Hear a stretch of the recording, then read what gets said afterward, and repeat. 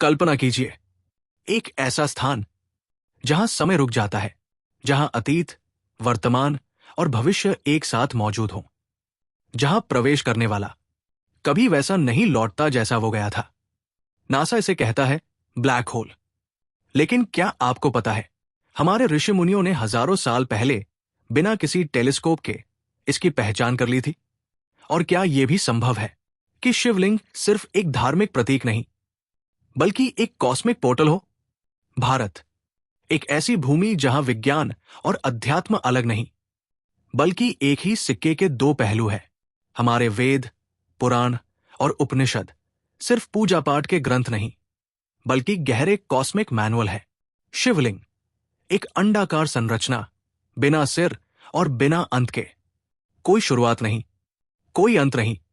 वैसे ही जैसे वैज्ञानिक कहते हैं, ब्लैक होल का केंद्र सिंगुलैरिटी, जहां भौतिकी के सारे नियम खत्म हो जाते हैं। रहस्य यहीं से शुरू होता है। शिवलिंग का ऊपरी गोल भाग सिंगुलैरिटी, आधार वो स्पेस टाइम फैब्रिक जिसमें पूरा ब्रह्मांड टिका है। शिवलिंग के चारों ओर जल या दुग्धाभिषेक, ठीक वैसे ही जैसे ब्लैक होल के चारों ओर घूमता एक्रेशन डिस्क। हमारे ऋषियों ने इसे सिर्फ पत्थर नहीं माना, उन्होंने इसे ब्रह्मांड के ब्लूप्रिंट के रूप में पूजा।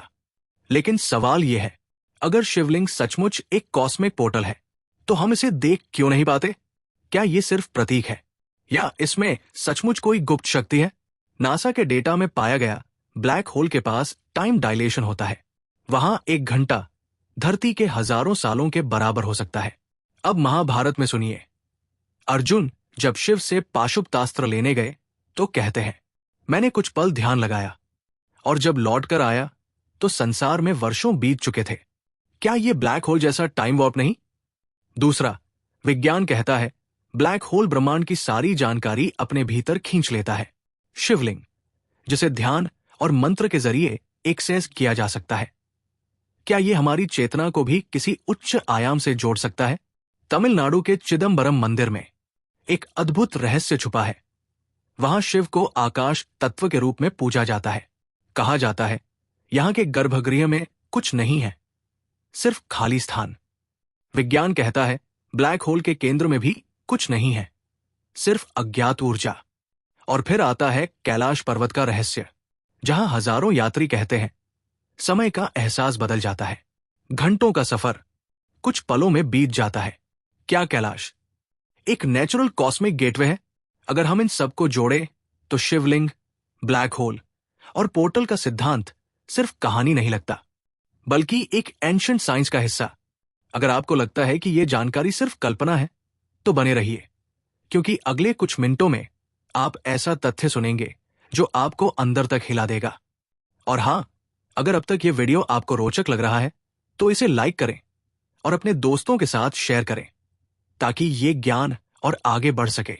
अब सोचिए, अगर शिवलिंग सच में एक कॉस्मिक पोर्टल है, तो इसका मतलब है कि ध्यान, मंत्र और साधना के जरिए हम अपने कॉन्शियसनेस को 3 डायमेंशनल स्पेस से आगे ले जा सकते हैं। वेद कहते हैं लिंगण एवेत पर ब्रह्मा, शिवलिंग ही परम ब्रह्मा है। ये ब्रह्मा समय और स्थान से परे है।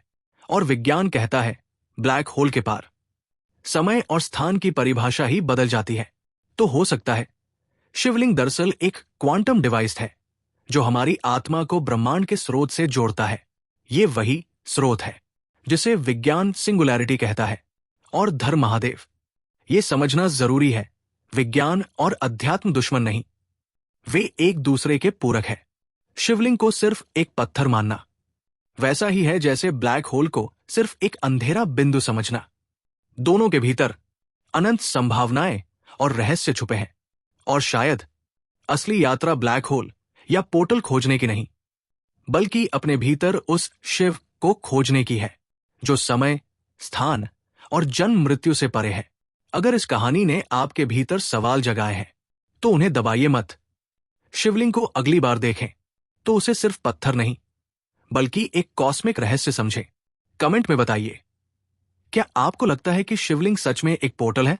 और अगर आप और ऐसे ही वैज्ञानिक आध्यात्मिक रहस्य जानना चाहते हैं, तो चैनल को सब्सक्राइब करें, क्योंकि आने वाले वीडियो में हम ब्रह्मांड के उन रहस्यों को खोलेंगे जिन्हें विज्ञान भी अब धीरे धीरे मान रहा है।